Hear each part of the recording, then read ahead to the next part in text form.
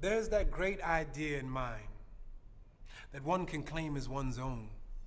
But that same idea inside the mind of the divine, relinquished to the whole, can be the one that carries us home. Home in the sense of us.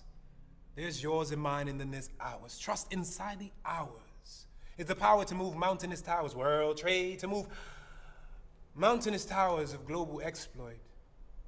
So humanity's the currency, wages are low, and we're unemployed. Are you enjoying? And the culprit is not the corporations, no.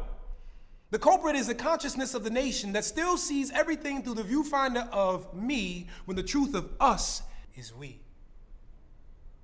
We will suffer from water shortages and contaminated soil. We will lose entire species, the majestic, the royal. We will see the Pacific's aquatic life morph and mutate, and who do we have to congratulate?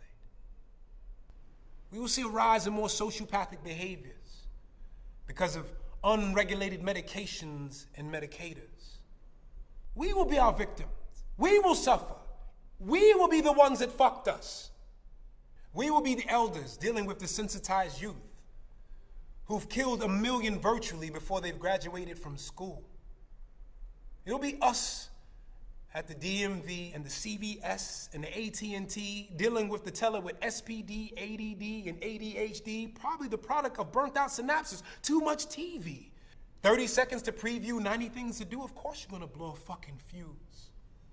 It'll be we that take back the government for the people, by the people, amend all the falsehoods that keep us feeble-minded and full of fear, so then when we ask, why is there not enough food, we won't be separating the wheat from the tare.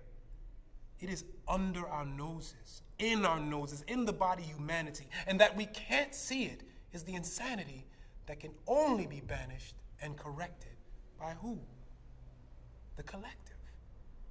We have to collectively agree to be different, to take account of the predicament and be accountable. Now, sniff it. Go on, sniff it. Don't tell me you can't smell that shit permeating our situation. Personified by motherfuckers like Jason, undying and full of frustration, like constitutional legislation. Way back when peasants were laymen and philosophical fabrication and religious fragmentation was our education, like 3/5 of emancipation. My proclamations holler now if you hear what I'm saying. If not, what truths you delaying by displaying?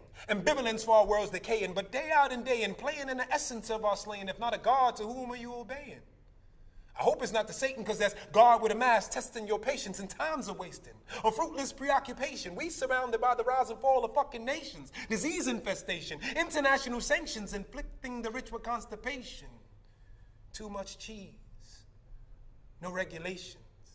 Masses walking around like patients, thriving off sensation, and our saints are suffering from inebriation. Not knowing which way they facing, on the really got me spacing between the halls of heaven and hell, trying to find a justification.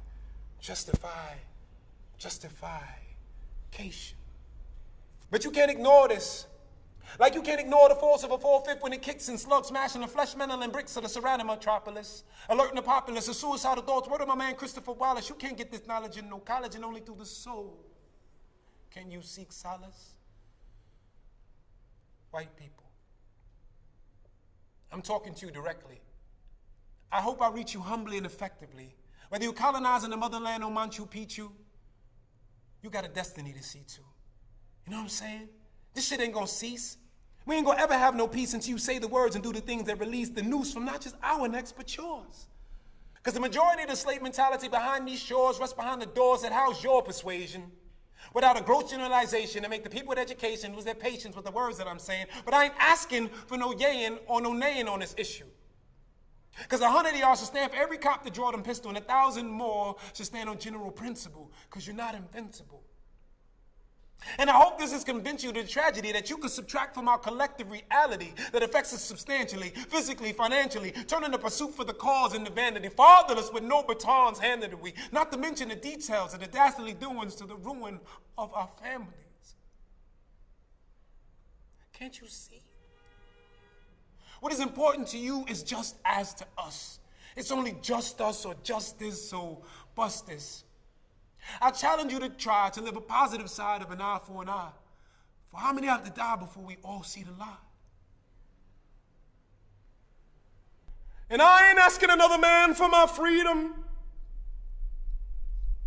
Because this man's plan spans between kingdoms. And death is the only thing between me and you, and it's physical. And in death we meet in that spiritual essence.